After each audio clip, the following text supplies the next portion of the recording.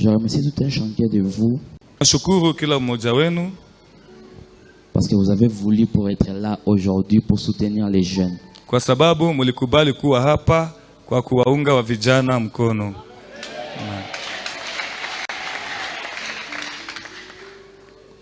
Sans plus tarder, on va lire dans Philippiens chapitre 4. Bila kukawia tutasoma kitabu ya Filipo sura 4 verset 4. Tunasoma katika jina la Yesu. Biblia neno la Mungu linasema, furahini katika Bwana siku zote. Tena ninasema furahini. Amen. Nous lisons en français dans le nom de notre Seigneur Jésus-Christ. Réjouissez-vous toujours dans le Seigneur. Je le répète, réjouissez-vous. Amen. Alléluia. Nani wanafurahi juu hapa? Qui est-ce qui est content parce qu'il est présent ici? Tujipigie mikono. Que tu puisses t'acclamer toi-même.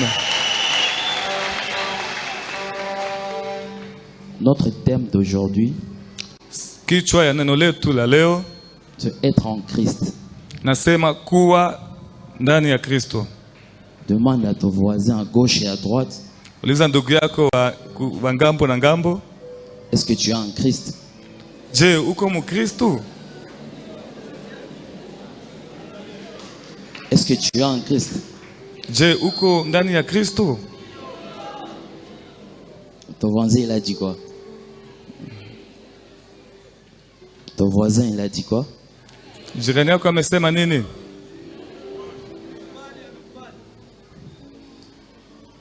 Le plus grand honneur que puisse recevoir un être humain Heshima kubwa ambayo mwanadamu anaweza pata est celui de porter le nom d'être chrétien, des chrétiens. ni kupeleka ama kubeba jina ya Mkristo. Parce que Paul se réjouissait de son appartenance à Christ. Kwa sababu Paulo alikuwa akifurahia kukuwa wa Kristo. Alors qu'il se réjouit de son appartenance à Christ. Sasa nani ambaye anafurahi kukuwa Mkristo? Et tout à l'heure, on a tout. Nous allons voir. Amen. Amen. Parce que dans Actes, donc, on peut lire dans Actes chapitre 6 et 26, verset 28 jusqu'à 29. Tukisoma kitabu ya Matendo ya Mitume 26, 28. Tunasoma katika kitabu cha Matendo ya Mitume sura yake ya 26 na aya yake ya 27 hadi 28. Tunasoma katika jina la Yesu. Tunasoma katika jina la Yesu. Biblia neno la Mungu linasema, Mfalme Agripa, unaamini manabii? Ninayajua kama unawaamini. Mwisho nasema, na Agripa alimwambia Paulo, kwa maneno machache unazani kunishawishi kuwa Mkristo? Amen. Nous lisons en français dans le nom de notre Seigneur Jésus. Crois-tu au prophète, roi Agrippa? Je sais que tu y crois. Et Agrippa dit à Paul, tu vas bientôt me persuader de devenir chrétien. Amen. Pour comprendre la joie du chrétien, Ili upate kuelewa furaha ya Mkristo, nous mettrons en contraste tutaweka wazi le fait d'être en Christ, hali ya kuwa ndani ya Kristo, le fait d'être en dehors de Christ hali ya kuwa nje ya Kristo et le fait de vivre en Christ. na kuishi ndani ya Kristo. Parce qu'il y a des gens qui sont en Christ Kuna watu ambao wako ndani ya Kristo mais qui ne vivent pas en Christ. lakini hawaishi ndani ya Kristo. Et il y a les gens qui ne sont pas dans le deux cas. Na huko wale ambao wako mwele nani mbili. Amen. Amen. Alors on va commencer par être en dehors de Christ. Tutaanzia kukua nje ya Kristo. Parce que le deuxième chapitre de l'épître aux Éphésiens Ni Waefeso wa pili, donne la description des chrétiens d'Éphèse njo wanapana hali ya Wakristo wa Efeso avant leur appartenance à Christ. na kwa gisi walikuwa na kuwa Wakristo. alors qu'ils étaient morts par leurs péchés. ijapokuwa walikuwa wameshakufa kwa juu ya dhambi zao. Ephésiens chapitre 2 verset 1 jusqu'à 2 dit ici. Waefeso sura 2 mstari wa kwanza nasema hivi: Autrefois vous étiez morts à cause de vos fautes, siku zilizopita mlikuwa mmekufa kwa sababu ya dhambi, à cause de vos péchés. kwa sababu ya dhambi Vous viviez dans les péchés en suivant les forces de ce monde. mlikuwa mkitembea ndani ya dhambi kwa kufuata nguvu za dunia hii. Vous obéissez aux chefs des puissances mauvaises, Mlikuwa mkiwatii wakubwa wa dunia hii, aux puissances mauvaises qui régnent entre les cieux et la terre. mlikuwa mkitii mamlaka ya nguvu za giza ambayo natawala dunia. C'est l'esprit du mal qui agit maintenant chez ceux qui désobéissent à Dieu. Ni roho mchafu ndio inatumika ndani ya wale ambao hamtii Mungu. Majorité de nous les chrétiens, Kwa wingi wetu sisi wa Kristo on a l'habitude, tunakuwa na tabia, ok, on se dit non, nous comme on entre à l'église, najiambia mbo hisi naingia kama kanisa, on est des chrétiens. niko Mkristo. Est-ce que c'est vrai? Je, ni kweli Ou bien tu es seulement appelé chrétien, ama unaitiwa tu Mkristo mais tu n'es pas chrétien? ila hauko Mkristo? Et les gens qui sont en dehors du Christ, Watu ambao wako nje ya Kristo ils n'ont pas la joie.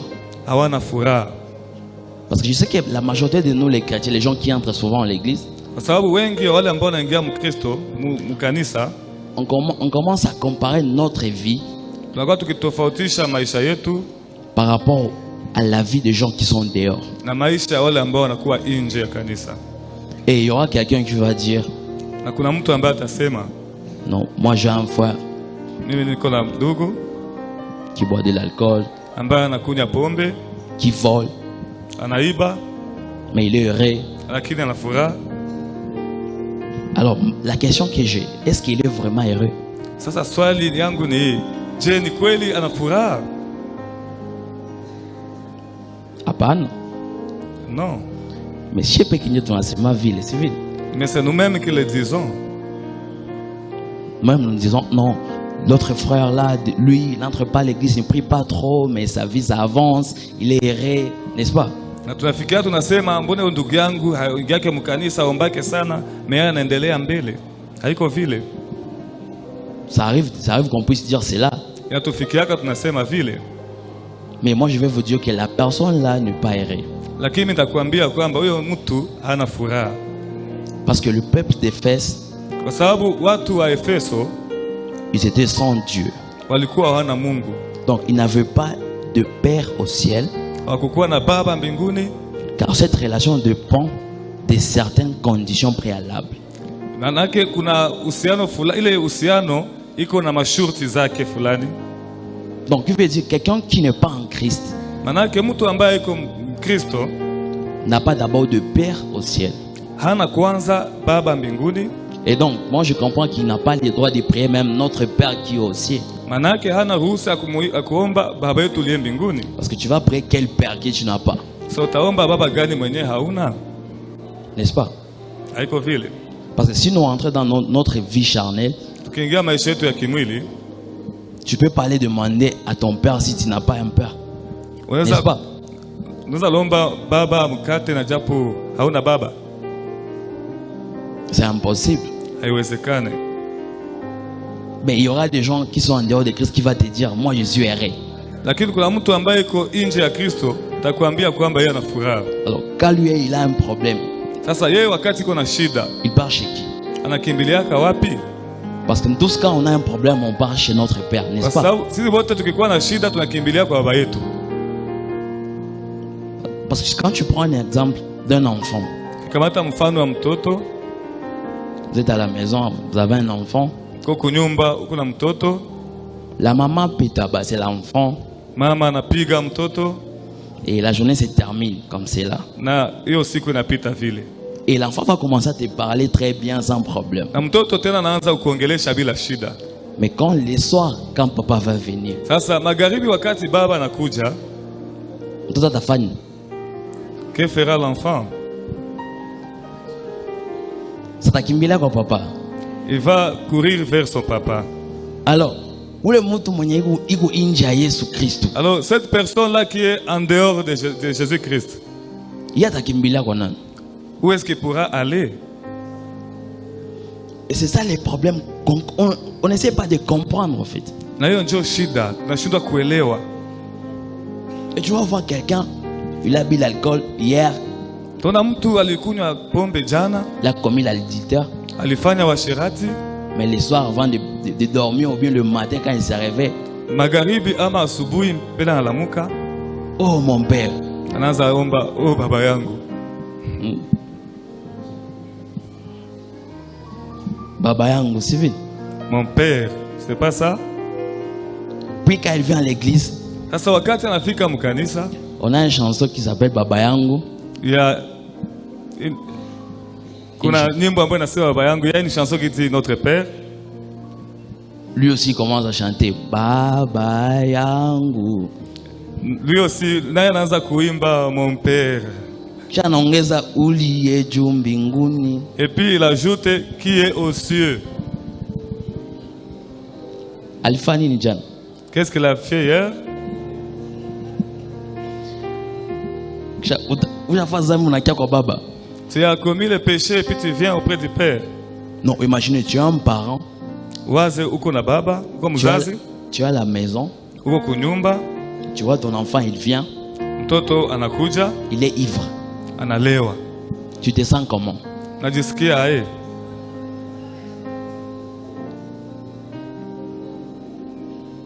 Et ça, c'est chez nous les humains, n'est-ce pas? Hiyo ni kwetu sisi binadamu. On va se sentir mal. Tu vas te sentir mal à l'aise. Alors, demande, regarde alors, quelqu'un qui t'a créé, Angalia sasa ule ambaye alikuumba, lui va se sentir comment? kama atajisikia namna gani? Et tu vas voir, il y a quelqu'un qui va finir de chanter Baba yangu ici. Après, il quitte, il part boire de l'alcool. Utakutana mtu anamaliza imba baba yangu hapa kanisa, nyuma ibada anaenda kunywa pombe. N'est-ce pas? Haiko vile. Donc, le peuple de Fès, ils étaient sans Dieu. Sasa wale watu wa Efeso walikuwa hawana Mungu, Et quand tu n'as pas Dieu, donc tu n'as pas le Christ.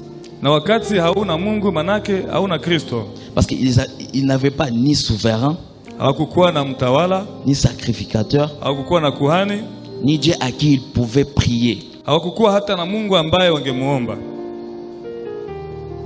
Donc quelqu'un qui n'est pas en Christ, Manake mtu ambaye haiko Mkristo, moi je pense qu'il n'a pas le droit de prier même. mimi nawaza kwamba hana haki ya kuomba Mungu. Parce que tu n'as pas le Père, Kwa maana hauna baba, tu n'as pas le Christ. hauna Kristo.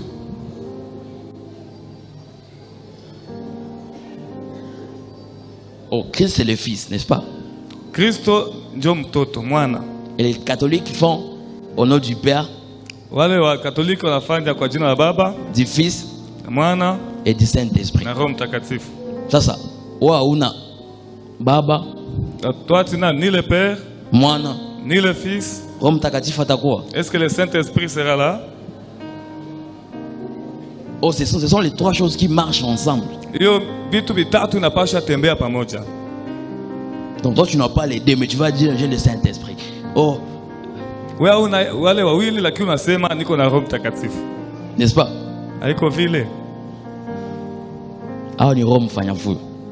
Ou bien c'est un esprit de tumulte. Et le peuple de Fès, Sasa wale watu wa Efeso ils étaient sans paix. walikuwa hawana amani. Donc quand tu n'es pas en Christ, Manake wakati hauko ndani ya Kristo, tu n'as pas le Père, hauna baba, tu n'as pas le Fils, hauna mwana, tu n'as pas le Saint-Esprit. hauna Roho Mtakatifu Tu n'auras pas la paix. na hautapata amani. Donc tu peux chercher partout la paix, Unaweza tafutisha amani fasi yote, mais tu vas jamais trouver ça. lakini hautaipataka. C'est seulement où? Ni wapi tu? C'est chez le Christ, c'est en Christ. Ni katika Kristo tu. Et beaucoup d'entre nous, surtout les jeunes, et c'est pour les gens qui sont mariés. Il y a des gens qui sont mariés ici. Kuna watu ambao wameoana hapa? Hakuna baba na mama. Il n'y a pas de papa et de maman ici. Bangapi bibi na bwana banekala fasi moja? Combien le mari et son épouse s'asseyent ensemble? Levez le doigt.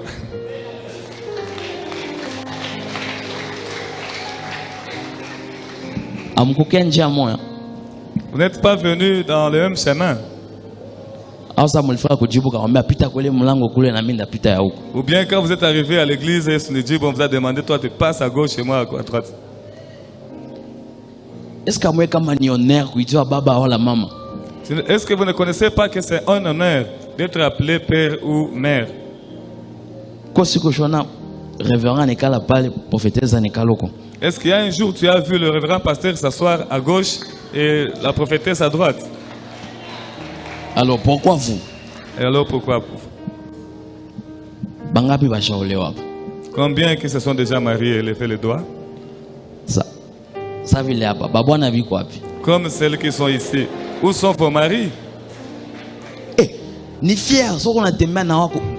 C'est une Biblia fierté. inasema eri bangapi kuliko bawili kuliko nani? Heureux deux qu'un. Jua nini? Pourquoi? Umwa kianguka, mwingine atafanya nini? Parce que si l'un tombait, l'autre va le relever. Amen. Sasa nyie mkianguka nani mwatawalogota? Alors si vous tombez, qui pourra vous relever? Imaginons tuko mlouange, Saint-Esprit anashuka na kutumia unajazwa, si vile? Imaginons que nous soyons sous l'onction du Saint-Esprit et que tu es rempli. Kisha Mungu anasema Et puis que Dieu dise kila mwenyeko na wake akie mulagota. que celui qui a son conjoint qui vienne le relever. Si uko betutaacha hapo. Il y a des gens que nous pouvons laisser ici. Alors, ce que je voulais dire c'était ceci. Tafuta sema nini? Donc, les gens qui veulent se marier, qui ont un projet, Wale ambao wanapenda wafunge ndoa, ambao wana muradi, ou bien qui se sont déjà mariés, ambao wamesha tayari kuoana, mais qui pensent qu'être dans un foyer ou bien avoir quelqu'un, bien se marier, ambao wanawaza ya kwamba kuoa wala kuolewa c'est quand tu as le bonheur. ni wakati uko na furaha. Je dis que c'est faux. Haiko kweli. Parce qu'avant d'avoir le bonheur dans un foyer, Mbele upate amani ama furaha ndani ya nyumba yako, tu dois d'abord avoir le bonheur en Christ. inabidi kwanza upate ile furaha ndani ya Kristo. Tu dois avoir la joie en Christ. Unapaswa pata ile furaha ndani ya Kristo. Mais il y a beaucoup de gens entre nous, abane le furaha ya Christ, mais anaanza omba Mungu ampatie furaha mndo. Alors il y a beaucoup de gens ici qui n'ont pas d'abord la joie en Christ, mais qui commencent à demander la joie dans leur foyer. Baba batusisirike, mais Yesu ndio bwana wa kwanza, si vile? Cher papa, ne soyez pas fâchés. C'est Jésus qui est le premier père. Alors, kama hatuna bonheur, joie, mbwana wa kwanza, tutakuwa na mbwana wa pili. Si nous n'avons pas le bonheur et la joie dans le premier père, est-ce que nous pouvons vraiment avoir la paix avec le deuxième? Et c'est ça le problème qu'on a. Ndio shida ambayo tunayo. Na mimi tunaoa, na mimi tunaolewa. Moi aussi je dois me marier, je dois. Kama une le bonheur mwa Yesu, Si tu n'as pas ce bonheur-là en Christ, ule bwana atakuwa nakupiga. ce mari-là sera en train de te fouetter. Atakufa hivi. Il va te faire souffrir. Utakuta toa kwenye ulikuwa na mafosete. Tu vas rentrer, utarudia. Atakuwa kwabo alikuwa na mafosete. Toi, chez vous à la maison, vous aviez des fossettes. Unakia fika munyumba unakuwa na manjerina. Tu rentres en train de... avec des joues dégonflées.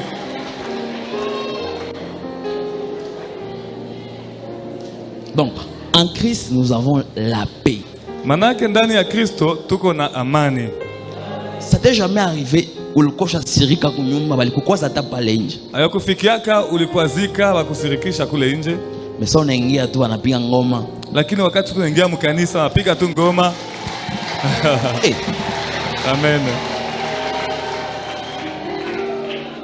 Et puis tu vas voir, il y a des gens ici à l'église, ils ne vont jamais danser.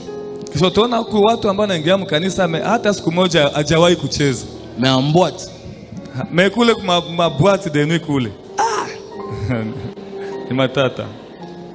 Où mon tamone ko tout. Ici vous allez le retrouver, il est sérieux. Cool, filet manqué ni man. Mais ailleurs, il balance les bras, il sautille et il fait danse comme pas possible. Et les gens qui ne dansent pas à l'église, moi je regrette pour eux. Na wale ambao wachezake mkanisa, mimi sina furaha nao. Mimi na kwani kupiga ni kucheza. Et moi, je joue au piano en dansant. Peut-être nikiwakia ndasimama ndakatoka pale vile mimi nakuwa tunatembea miguu haibujake. Mais ça c'est moi nikufanya. Mais à un certain moment, étant debout là-bas, j'ai fait danser mes pieds. Soma tatu kwa mkisirimba kwa tu iko hivi. Iko tu. Kisirimba. Quand nous sommes dans la chanson là pour glorifier l'Éternel, toi tu es toujours comme une statue. Demande aux jeunes. Uliza vijana. Amen. Alors, ils étaient morts Walikuwa wameshakufa par leur faute kwa sababu ya makosa yao et par leur péché. na dhambi zao. Parce qu'il y a personne qui te pousse à pécher. Hakuna mtu ambaye anakusukuma ufanye dhambi. Et c'est pas les diables. Na haiko shetani. C'est pas les diables. Haiko shetani. C'est toi-même. Ni wewe peke yako. Parce que l'autre fois, je disais, tu vas voir quelqu'un, Siku iliyopita nilisema utamwona mtu il prend son téléphone, na kamata simu yake, il achète les mégas, anauza megabytes, il prend son temps, na kamata wakati wake, il commence à écrire si ça a la fille, si anaanza ça a une femme. andika vibarua kupitia telefoni, Je programme un rendez-vous, na wanafanya programu yao ya rendez-vous tu réserves un hôtel, ili wapate kukutana kwa hotel fulani. tu prends la moto, Unachukua moto, tu pars toi-même, unaenda wewe peke yako, tu entres dans la chambre, unafika mchumba, tu te déshabilles unavua mavazi et tu Ouais, commets péché. l'adultère. na unafanya washerati. Ta conscience était où? Pour dire Zam- que c'était les diables. Dhamiri yako ilikuwa wapi? Juu tuseme kama ilikuwa ni shetani. Shetani nyoma alifanya ile programme yote, c'est vrai. Est-ce que c'est le diable qui a planifié tout ça? Et tu vas voir quelqu'un, donc il a le temps de perdre de l'argent dans toutes ces choses-là. Utaona mtu kuna ile muda ya kupoteza pesa yake mwa ile vitu yote, Mais pour donner l'offrande à l'église, c'est un problème. lakini kwa kutoa sadaka mkanisa ni shida kubwa. Et puis quand tu rentres, c'est toi qui commences à prier. Na wakati unarudia wewe unaanza omba, Mungu akutumie baraka. aseme Mungu akubariki, que Dieu te bénisse. Ça kikubariki hata yote kusitende ishe. C'est vrai. Et si te bénissez, par quel chemin cette bénédiction sera expiée? Donc, on est mort par notre faute Tumekufa kwa sababu ya kosa zetu et par les péchés. na kwa sababu ya dhambi zetu. Combien de gens ici savent les 10 commandements par cœur? Watu ngapi ambao wanajua hiyo shurti 10 za Mungu? Mwangalia yenyewe peke kisha muone jua nini mnafanya dhambi. Regardez de vous-même et vous saurez pourquoi est-ce que vous commettez des péchés. Alors que ces 10 commandements-là, c'est la base d'être chrétien. Ijapokuwa zile shurti zile amri ndio msingi ya Ukristo. Le premier commandement, c'est quoi? Amri ya kwanza ndio nini?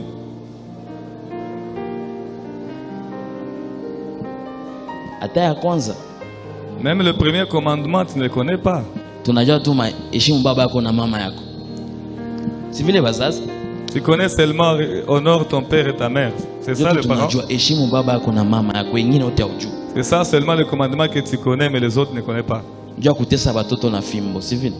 Pour que tu fasses faire souffrir les enfants en les fouettant. Ya kushiriki siku ya sabato ni ngapi? Tushiriki siku ya sabato na tuitakasi. Ni Le ngapi? commandement qui dit qu'il faut sanctifier les sabbats, c'est le 40e commandement. Soma ndio maana tunachelewaka. Ah, c'est pourquoi nous venons souvent en retard à l'église. Quand j'étais venu le premier dimanche, Wakati ulikuja hiyo siku ya Mungu ya kwanza, j'étais ici, ulikuwa hapa, on a commencé le culte à 9h. tulianza ibada saa 3 ya asubuhi. Il y avait les gens qui étaient ici jusque là. Donc pilier qui est là-bas, les derniers là. Les derniers piliers qui est là-bas. Kuna watu ambao walikuwa tayari humu ndani mpaka kwa hiyo sehemu ya pili ya kwanza. Mais c'est à 11h que j'ai vu les gens pour qu'ils puissent se mettre ici. C'était à 11h. Lakini saa ilifika saa 5 ndio watu wakaongezeka sasa. Nyimbo baimbaji chapita. Le chant, le cantique de chantre déjà passé. Sadaka shukrani chapita. L'offrande d'action de grâce déjà passé. Louange d'adoration chapitre. La louange d'adoration déjà dépassée. On a qu'à faire 11h. Alors qu'est-ce que tu es venu faire à 11h?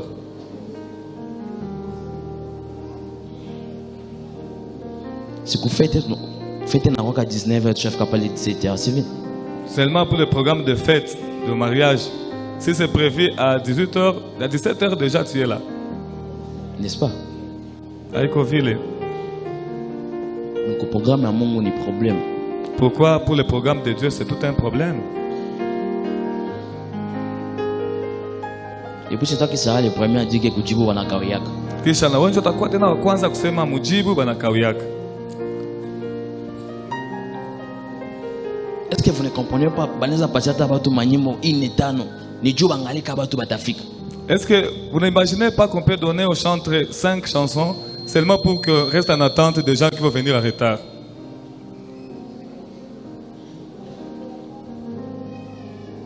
Bon, moi je pense que c'est comme si Mungu achat Torumia parce que au mon synagogue. Iko saa vile Mungu aishaka tusamee kwa sababu humu chini mu synagogue. Aungekieleza. Tu ne pouvais pas venir à ce moment-là. D'autant à toucher il bat des choses à man. Tu pourrais rencontrer, le culte est déjà terminé, et les gens sont partis. Il est choses à man. Donc déjà terminé.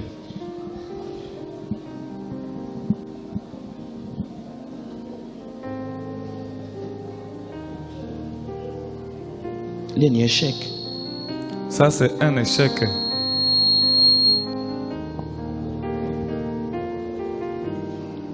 Le problème, tous on se fait, on est occupé. Sasa shida ni kwamba sisi sote tunafanya kwamba tuko na mashughuli mingi. Si tu t'es réveillé à 5h. Sasa ukilamuka saa 11 asubuhi. D'abord, la Bible dit par rapport à se réveiller. Biblia inasema juu ya kuamka chez les mamans, ça dit quoi? Kwa ajili ya wamama. Maana yake nini? Mwanamke anaamka saa ngapi? La maman doit se réveiller à quelle heure? Saa nini hayawaka? Saa nini hayawaka? Quand le soleil n'est pas encore illuminé. Sona kama atuze soma maandiko. Vous voyez que nous ne lisons pas la Bible. Ndio natuwa. Ça c'est que nous tue.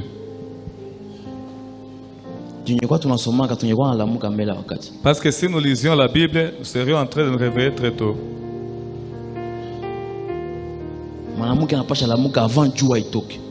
Une femme doit se réveiller avant que le soleil n'apparaisse.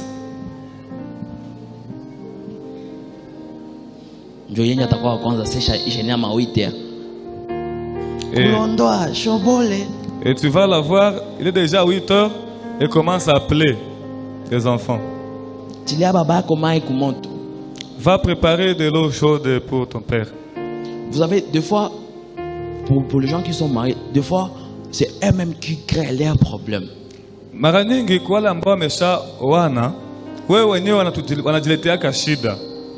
Parce que quand vous êtes marié les premières semaines, les premières années,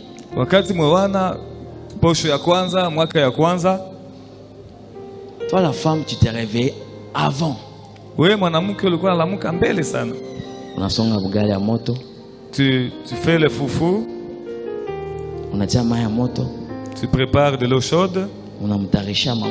Tu prépares pour lui des habits. Et puis tu vas venir le réveiller. Chérie, viens te laver. C'est pas ça? Mais après une année, après une année, tu es déjà arrivé au ciel. Tu t'es dit que tu as déjà fini. Tu ne le fais plus. Le mari, quand il quitte le boulot, tu sais qu'il rentre à 16 heures. Directement, tu prépares de l'eau chaude pour lui. Tu avais déjà préparé les aliments et puis tu mets les foufous, tu prépares les foufous. Sheria nafika tu iko mulupango deja ushaka mkamata. Déjà, lorsque ton chéri approche, étant à l'extérieur de l'enclos, tu vas t'approcher pour l'accueillir. C'était au début, n'est-ce pas? Il est le quoi comme mwanzo. Leo Maintenant, aujourd'hui, mwenyewe kwanza sikuena amani. Depuis niliwaka sikuena amani. et c'est toi la première à dire que depuis que je me suis marié, je n'ai pas la paix. N'est-ce pas? Aïko vile, Hata njoo peke ba papa tuseme kweli. même si, pour disons-nous la vérité, nous les papas. Amuwana furahia ile ya mwanzo. Est-ce que vous n'étiez pas content de ce service, du premier service-là? Iko sawa papa wa kuana furahi. C'est comme si les papas n'avaient pas la joie à ce moment-là. Donc, être en dehors de Christ, Kukuwa nje ya Kristo, c'est-à-dire ne pas être dans son royaume, manake ni kutokuwa ndani ya ufalme wake et sous son empire. na ndani ya utawala wake. Alors, combien de gens sont en Christ? Sasa watu ngapi ambao wako ndani ya Kristo?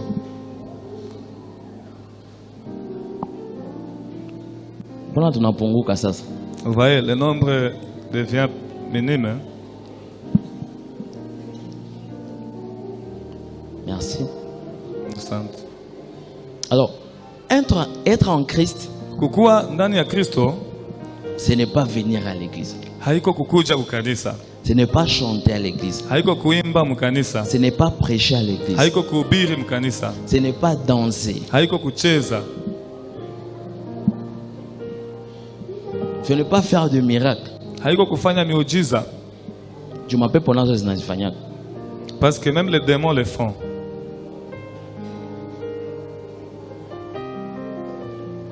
Tuna mtu iko naimba anaweza kuimbia hapa hivi.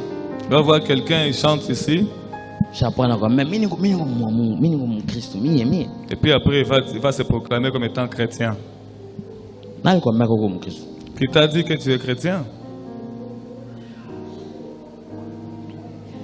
Parce que être en Christ, Kwa sababu kukuwa ndani ya Kristo c'est de croire en lui.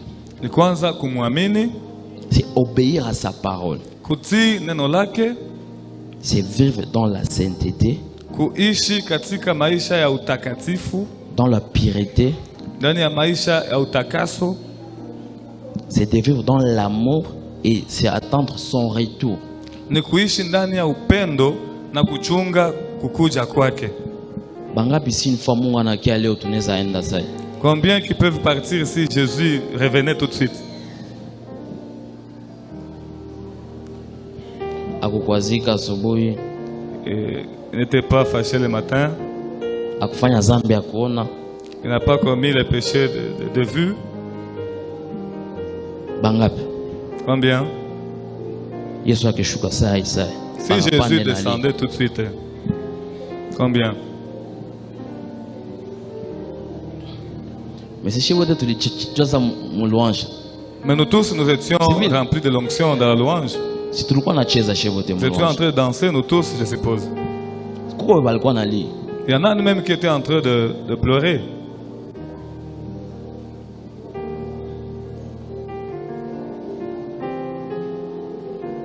Hein? N'est-ce pas? Bangapi depuis 2022 inaanza? Combien depuis que cette année a commencé, Ashaenda tubu.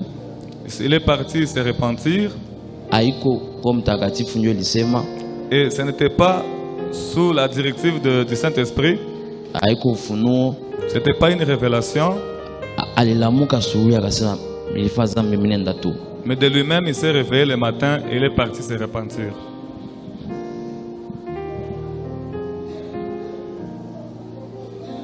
Si tuko ba Kristo, sio tusema tuko en Kristo. N'est-ce pas que nous avons dit, nous disons que nous sommes en Christ? Si ni shebo tena tulisema vile mbele. C'est nous tous qui avons dit ça.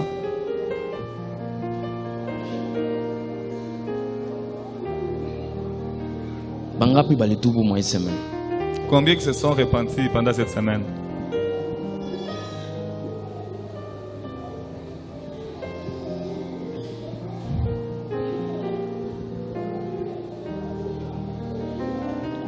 tunakiashi wote mkanisa Mungu atutendee neno lake, lengo lake. Mais nous tous, nous venons devant Dieu pour qu'il fasse sa volonté pour nous. Shi wote tunakia mkutano iko kesho, si vile? Et la croisade continue demain. Tutapenda tena tukuye vile vile tu. Nous voudrons encore revenir de la même façon. Utakia ku communion na uyatubu. Alors tu vas venir communier alors que tu ne t'es pas encore repenti. Ah, tunaona tu ni normal, si vile? Ou bien nous trouvons que c'est normal. Au mwanajaka jua alikuwa muibada akasikia njala, anasema ngwani anzika kwa hili. Ou bien il y a quelqu'un qui vient seulement à la Sainte Seine parce qu'il avait faim, il a besoin de manger et se rassasier.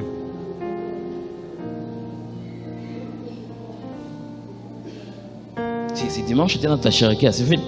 Le dimanche prochain, ce sera encore la Sainte Seine.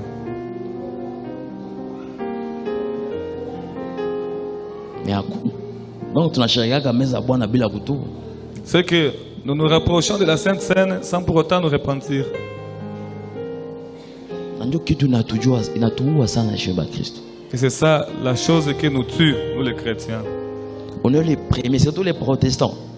On est au premier rang. Voilà ambao kumfasi ya kwanza. Bato ya marequête charnelle. Voilà ambao kuna mahitaji za kimwili. Ba kwanza. Wale ndio, ce sont là les premiers. Mais kuhubiri injili inatushindaka. Mais prêcher la parole de Dieu, c'est difficile pour nous. Bangapi biko na 5 ans mjibu. Combien qui ont déjà totalisé 5 ans ici dans l'église de Sunidjibou? Ok, bangapi bashaleta batu bakumi. Et combien parmi vous qui avez déjà apporté ou amené 10 personnes à l'église? Banakia banatubu. Et qui viennent, qui se répandent et qui se fassent baptiser.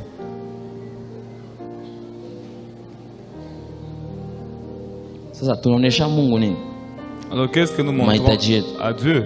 Sasa tuko naomba. Seulement nos requêtes quand nous prions. Bangapi bashaleta batano? Combien qui ont déjà apporté 5? Bakatu baka baptiser. Et qui se sont fait baptiser.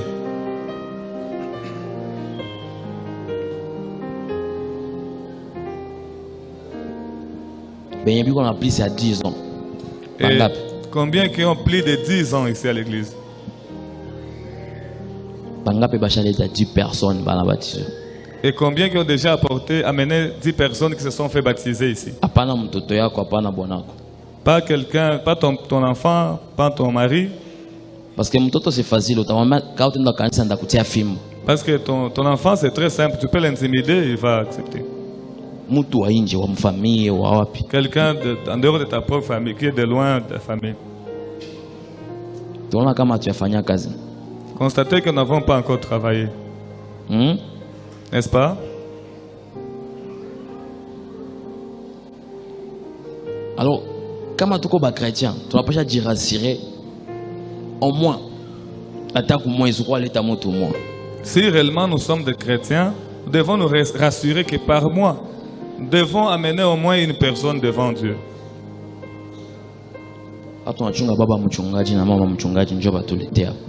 Ou bien nous attendons à ce que ce soit notre père, le révérend pasteur ou la prophétesse qui puisse les amener. Atabaki hapa ndio neno atakuta, mais il faut kwanza mtu matamfanya juu afiki. Et il faut d'abord qu'il y ait quelqu'un qui va amener celui-là de l'extérieur, l'amener ici, pour que les parents puissent alors se charger de ce qui reste. Donc il faut d'abord faire le premier pas. Donc tu dois faire le premier pas. Et donc être en Christ, c'est porter sa croix, la croix.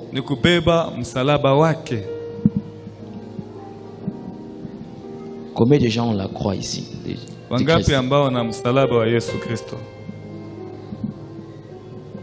Banaweza mpiga kofi kulichafu à gauche na pana à droite na bapiga. On peut le gifler par la joue gauche et il va apprêter même la droite. Bangapi banaweza itika? Combien qui peuvent accepter cela?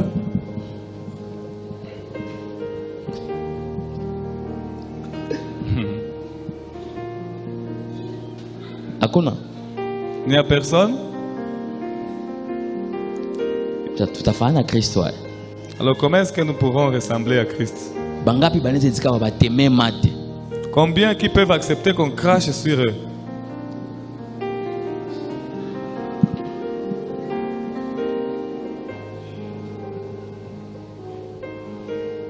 Bangapi banaweza itika bapate mai. Balombe mai bapatie acide. Combien qui peuvent vouloir à ce que vous puissiez demander de l'eau et que vous donne en retour l'acide? Johnny tunaenda mzambi lakini. Alors pourquoi est-ce que nous allons commettre des péchés? Johnny. Pourquoi? Parce que bile vyote hauzitika. Si vile. Parce que tout ça tu ne peux pas accepter. Mais moi le kufiaka yale bitika. Mais celui qui est mort pour toi, il a accepté tout ça. Mwenye unafata alibitika. Celui qui tu es en train de suivre, il a accepté tout ça.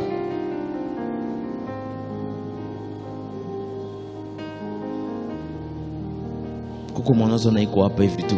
Mwanzake akimkanyaga mkanisa na njoo fara kofi na isha mba mwisho wa ibada.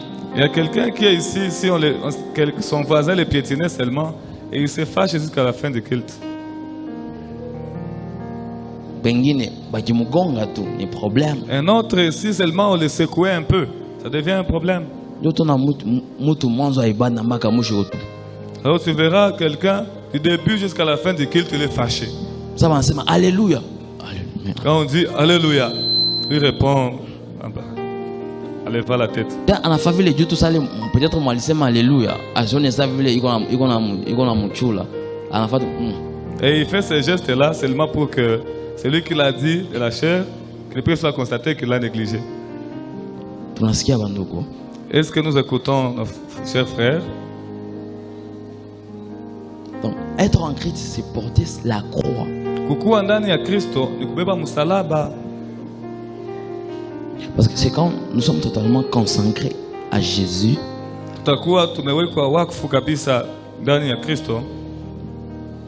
Quand tous les aspects de nos vies lui sont confiés. Wakati mambo yote ya maisha yetu tumempatia yeye. C'est quand nous sommes véritablement en Christ.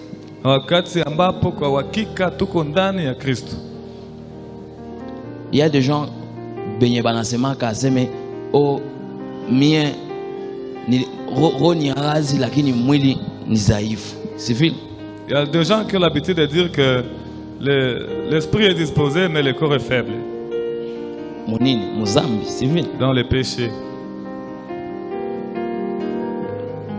Moi je pense les gens qui disent cela, mimi nawaza kwamba wale ambao nasema hiyo kitu ils n'ont jamais laissé Christ prendre la possession de leur corps. Hawajakawahi kuitika Kristo akamate mwili yao kabisa.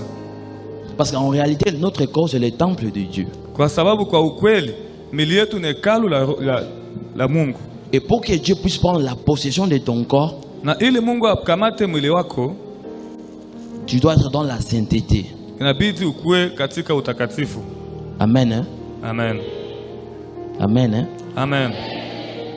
Alors, comment entrer en Christ? Sasa namna gani ya kuingia ndani ya Kristo? Et après avoir compris ce que signifie être en Christ, kisha kuelewa maana kuwa ndani ya Kristo et être en dehors de Christ, na kuwa nje ya Kristo, il faut se poser la question. Inabidi sasa ujiulize swali. Que dois-je faire pour entrer en Christ? Mimi napaswa safanya nini ili niingie ndani ya Kristo?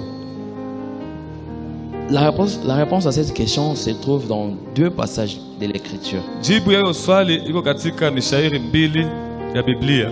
Romains chapitre 6 verset 3. Waroma sura 6 mstari wa 3 qui dit, je vais lire en français puis en swahili. Vous le savez bien, notre baptême en nous unissant au Christ Jésus nous a tous unis à sa mort. Donc par le baptême, nous avons été plongés avec lui dans la mort. Mais la puissance glorieuse du Père a réveillé le Christ de la mort pour que nous aussi, nous vivons d'une vie nouvelle. Tunasoma katika jina la Yesu. Amen. Tunasoma katika jina la Yesu. Amen. Biblia neno la Mungu linasema amufahamu sisi sote tuliobatizwa katika Yesu Kristo tulibatizwa katika kufa kwake. Ine na mwisho nasema hivi, Hivi tulizikwa pamoja naye kwa ajili njia ya ubatizo katika kufa, hata kama Kristo alivyofufuka toka wafu kwa njia ya utukufu wa Baba, vivyo hivyo tutembee katika upya wa uzima vile vile. Amen. Amen. Deuxième verset, c'est Galates, Mstari wa pili wa Galatia chapitre 3, sura 3 verset 7. mstari wa 7. Combien de gens sont en train d'écrire? Watu ngapi ambao wako naandika mafundisho? On va aller dans Galates chapitre 3, verset 27, qui dit: tous, vous avez été baptisés dans le Christ et vous êtes devenus semblables à lui. Tunasoma katika kitabu cha Wagalatia sura yake ya 3 na aya yake ya 27. Tunasoma katika jina la Yesu. Amen. Biblia, neno la Mungu linasema, maana ninyi wote mliobatizwa na kuingizwa katika Kristo mumevaa Kristo. Amen. Amen. Donc, ce passage déclare, Hii neno nasema il ne se jure pas. usijiweke, Il déclare inasema hivi que le seul moyen d'entrer en Christ ya kwamba njia moja tu ya kuingia mkristo est d'être baptisé. ni kubatizwa. Alors, les gens qui sont déjà baptisés mais qui ne sont pas en Christ, Sasa wale watu ambao wameshabatiziwa lakini hawako ndani ya Kristo comment ils doivent faire? watafanya namna gani? Ya kwanza ya kufanya njo ile yenye mpenzi fanya na mnaona c'est normal kushiriki meza vile. Alors, car seule une telle personne est un candidat valable au baptême biblique. Lorsque cette personne est immergée et lors de son baptême pour le pardon de péché, Anapaswa kuingizwa ndani ya maji mengi ili apate kusamehewa dhambi, et il entre en Christ. na hapo anaingia ndani ya Kristo. Et pour cela, après cela, quand tu es déjà baptisé, tu es en Christ, Sasa wakati umeshabatiziwa uko ndani ya Kristo, la première des choses, c'est tu dois changer la relation. kitu ya kwanza unapaswa badilisha uhusiano. Tu dois chercher la relation avec Dieu. Unapaswa badilisha uhusiano wako na Mungu. Combien de gens sont en relation avec Dieu? Watu ngapi ambao wako mu uhusiano moja na Mungu? Tunaona vitu tutatafuta. Vous voyez, c'est là que nous allons chercher. Tungeacha kwa mahitaji ya kubarikiwa, Nous devrions d'abord mettre à côté nos requêtes là charnelles. n'est-ce pas? Haiko vile? Voilà, hapana. Ou bien non? Mais moi je vois pas comment utapata bile biko natafuta na una kwa relation na mtu mwenye uko nalomba. Mimi sijue utapata namna gani biko nalomba japokuwa hauko muhusiano na ule mwako naomba. Et en cherchant la relation avec Dieu, Na wakutafuta uhusiano na Mungu, il y a la sanctification. inabidi kukue utakaso. Amen. Hein? Amen. La sanctification.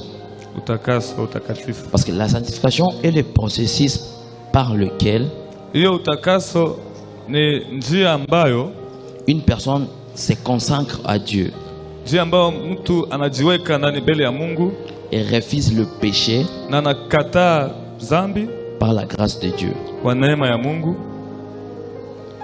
Après la sanctification, il y a avoir la foi en Dieu. Baada ya kujitakasa, inabidi kuwa na imani ndani ya Mungu. Combien de gens ont la foi en Dieu?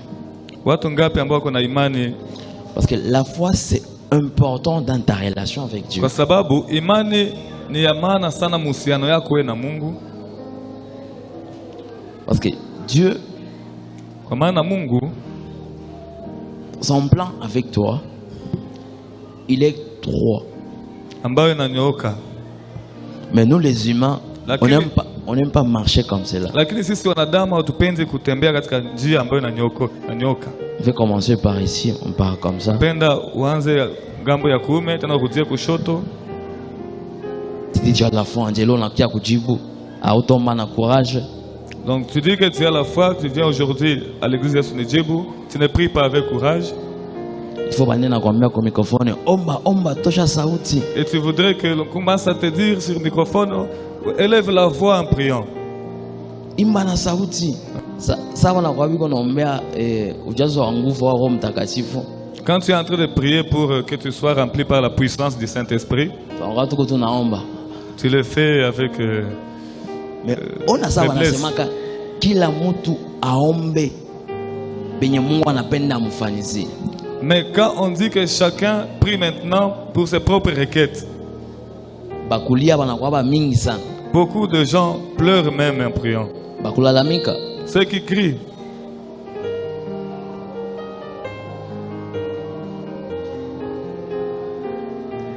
De changer, s'il vous plaît. Devons faire des efforts pour changer. Et pour la conclusion, c'est qui ne voudrait pas être chrétien?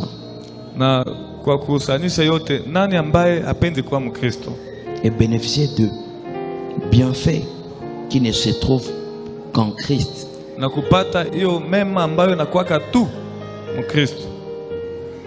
Bien que tous ceux qui veulent vivre pieusement en Christ Jésus, katika hali ya furaha ndani ya Kristo, soyez persécutés. Ukubali kupigwa, kuteswa. Parce que il est possible d'oublier ces petites choses. Inawezekana kusahau vile vitu vidogo vidogo. Parce que nous les chrétiens, on a un problème. Donc on est en train de comparer le péché. Kwa sababu sisi wa Kristo tunakuwa na shida ya kulinganisha mazambi. On se dit non, moi l'adultère je laisse, l'alcool je laisse, le fait de voler je laisse. Mina jambia, mina acha washerati, mina acha pombe, mina acha kuiba. Mais tu commences à mentir. Lakini unaanza sema sa uongo. L'orgueil. Kiburi. En Christ, il n'y a pas de grands péchés et de petits péchés. Ndani ya Kristo hakuna zambi kubwa na zambi ndogo. Tous ce sont de péchés. Zote ni mazambi. Et ce qui est le plus important, c'est d'arrêter de choisir le péché que tu dois faire. Sasa ya maana ni kuacha kuchagula zambi ambayo unapaswa fanya. Et laisser Christ prendre la possession de ton corps. Na kuitika Yesu Kristo akamate mwili yako yote. Que Dieu vous bénisse. Mungu abariki. Amen.